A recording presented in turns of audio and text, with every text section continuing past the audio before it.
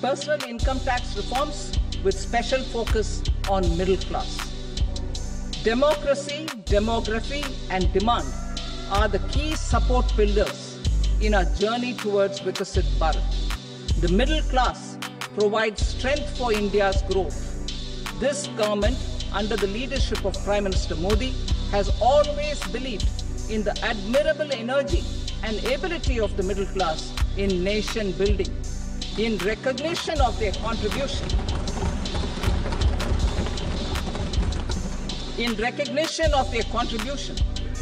we have periodically reduced their tax burden. Right after 2014, the nil tax slab was raised to 2.5 lakhs of rupees, which was further raised to 5 lakh rupees in 2019 and to 7 lakh rupees in 2023. This is reflective of our government's trust on the middle class taxpayers. I am now happy to announce that there will be no income tax payable up to income of 12 lakh rupees.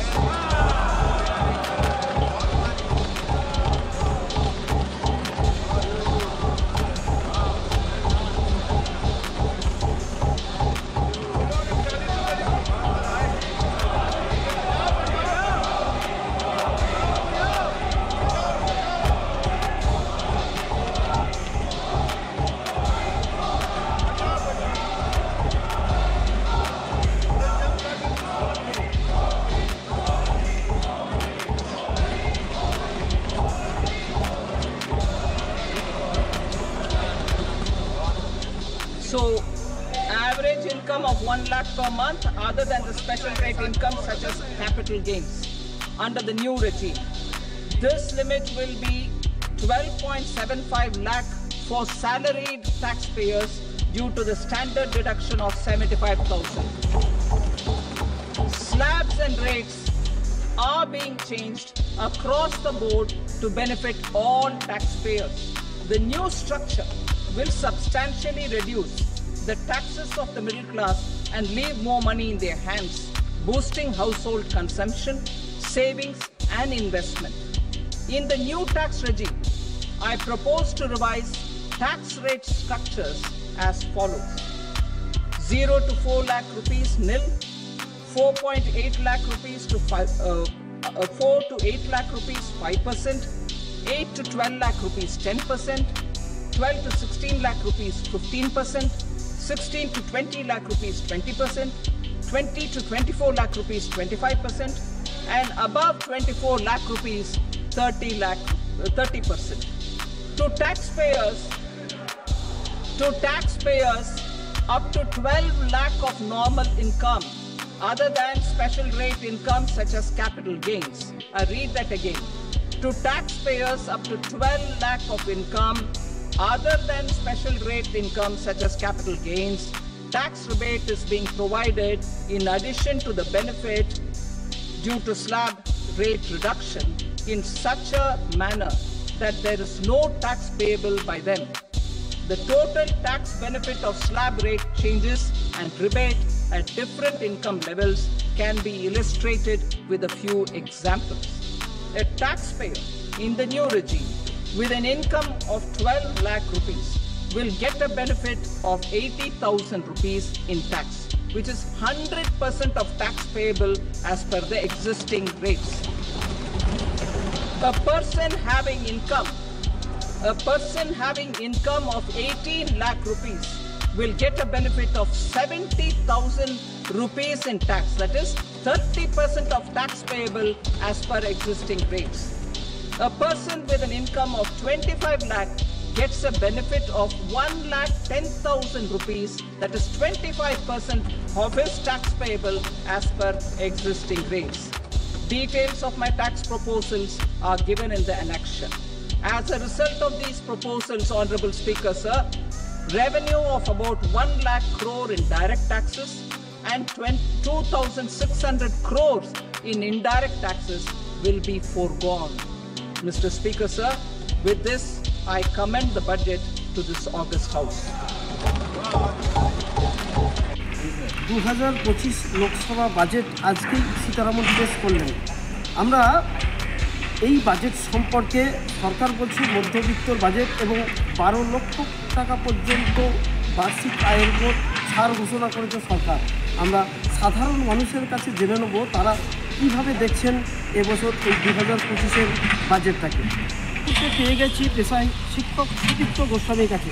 তার কাছে আমরা জানবো যে এবছরের যে budget 2025 Sitharaman পেশ করলেন, সেখানে বলা হয়েছে যে বার্ষিক 12 লক্ষ টাকা পর্যন্ত আয় হলে সেখানে কোনো রকম আয়কর লাগবে না। কীভাবে দেখছেন এই বাজেটটাকে? অত্যন্ত সুখবর। এটা একটা আমাদের মতো যারা মানে খুব কম ইনকাম করি তাদের কাছে এটা একটা খুব ভালো খবর। কারণ যে টাকাটা সরকার ট্যাক্স হিসাবে হয়তো যারা 12 লক্ষ টাকা পর্যন্ত রোজগার করবেন, যে টাকাটা ট্যাক্স হিসাবে যাবে, সেই টাকাটা তারা অন্য বিভিন্ন সাংসারিক পারপাস হোক বা অন্য কোনো ডেভেলপমেন্টের পারপাস হোক, সেই পারপাসে তারা খরচা করতে পারবে। অত্যন্ত সাধুবাদ জানাই এটাকে। আমরা এই মুহূর্তে পেয়েছি পেশায় শিক্ষক কালীপ্রসন্ন নাইক। আমরা তার কাছে জানবো যে এবছরের যে বাজেট, সেই বাজেটে সরকার বলছেন যে সাধারণ মানুষের জন্য বাজেট এবং যারা সমাজের মধ্যবিত্ত স্থানে অবস্থান করছে ঠিক তাদের জন্য এই বাজেট। সেখানে বলা হয়েছে যে বার্ষিক 12 লক্ষ টাকা পর্যন্ত আয়করের ওপর কোনো আয়কর নেওয়া হবে না। তো সেক্ষেত্রে কি যে টাকাটা সরকারকে এতদিন পর্যন্ত ট্যাক্স হিসাবে দেওয়া হতো, সেই টাকা কি এবার মার্কেটে দেওয়া হবে? সেক্ষেত্রে কি মার্কেটের যে আমাদের যে আর্থিক ইয়েটা কিছুটা হলেও বাড়বে মনে করছেন? অবশ্যই, কারণ এটা সরকারের একটা খুব একটা গুরুত্বপূর্ণ পদক্ষেপ। এবং তার থেকে বড় কথা হচ্ছে যে সাধারণ মানুষ যে তাদের প্রায় তাদের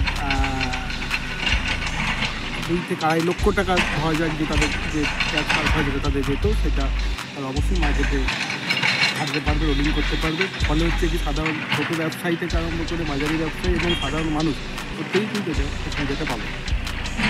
কীভাবে দেখছেন বাজেটটা? অবশ্যই ভালো।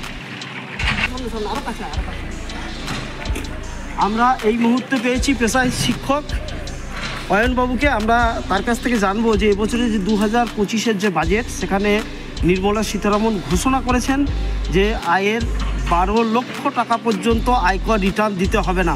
এবং সরকার বলছে যে এই যে বাজেটটা, এটা সমাজের সাধারণ মানুষের জন্য, মধ্যবিত্ত শ্রেণীর মানুষের জন্য এই বাজেট। কী চোখে দেখছেন, কি বলবেন?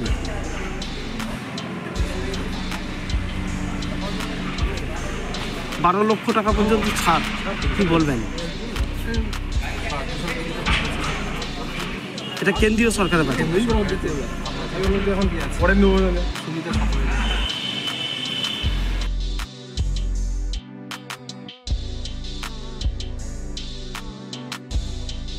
নমস্কার, আমি সৃষ্টি সকাল চ্যানেল থেকে কার্তিক স্টুডিও থেকে বলছিলাম।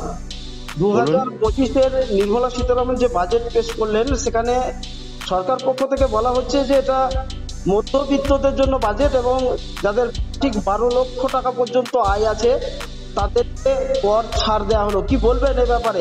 আমরা একজন কেন্দ্রীয় কর্মচারীর সাথে কথা বলে নিচ্ছি। কি বলবেন এ ব্যাপারে আপনি?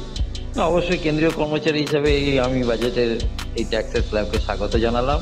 এবং সত্যি যেটা গত ফাইন্যান্সিয়াল ইয়ারে 7 লাখ ছিল, সেটা এবারে বেড়ে 12 লাখ হয়েছে। স্ট্যান্ডার্ড ডিডাকশন ধরে 12,75,000। এর জন্য কেন্দ্রীয় অর্থমন্ত্রী, কেন্দ্রীয় মন্ত্রিসভা সবাই প্রাপ্য। কেন্দ্রীয় সরকারি কর্ম হিসেবে খুশির কথা, এটা নিয়ে কোনো সন্দেহ নেই। কিন্তু স্বাভাবিকভাবে যে বিষয়টি এখানে উঠে আসছে যে মধ্যবিত্ত বলে যে কথাটি বলছেন, এখন মধ্যবিত্ত 3টে স্তর বলে আমরা সমাজ ব্যবস্থার মধ্যে জানি। একটি হচ্ছে উচ্চ মধ্যবিত্ত, একটি হচ্ছে মধ্যবিত্ত এবং একটি নিম্ন মধ্যবিত্ত। বর্তমানে এই নিম্ন মধ্যবিত্তদের অবস্থান এক প্রকার তারা গরিব অবস্থার মধ্যে এসেছে। এখন 12 লক্ষ টাকা মানে মাসে 1 লক্ষ টাকা যাদের উপার্জন, তারা এই সুযোগ সুবিধা পাবেন। বিশেষ করে সরকারি কর্মচারী যারা, তাদের ক্ষেত্রে এটা আপনার সাথে আমি সহমত প্রকাশ করছি।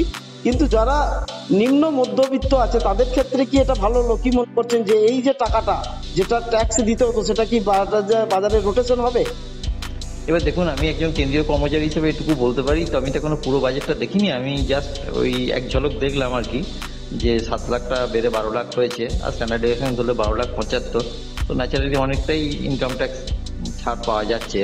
তো সেই সূত্রে আমি বলেছি, আমার এখনো টোটাল বাজেট দেখা হয়নি, যে আপনি যে ভাগগুলো বললেন সেই ভাগগুলোর উপর তাদের জন্য কি কি সহায়তা রয়েছে, আমি যে 3টে শ্রেণীতে ভাগ করলেন মধ্যবিত্তকে, ওটা না দেখে মন্তব্য করা বলতে পারবো না। একজন কেন্দ্রীয় সরকারি কর্মচারী হিসাবে কর্মচারীদের সুবিধার কথাটা, ট্যাক্সের যে স্ট্রাকচার নতুনভাবে এসছে তাতে খুবই খুশি এবং সবাই এর দ্বারা উপকৃত হবে, এটা নিয়ে কোনো সন্দেহের অবকাশ নেই। ধন্যবাদ রাজেন বাবু, সৃষ্টি সকালের পক্ষ থেকে। অবশ্যই অবশ্যই, নমস্কার।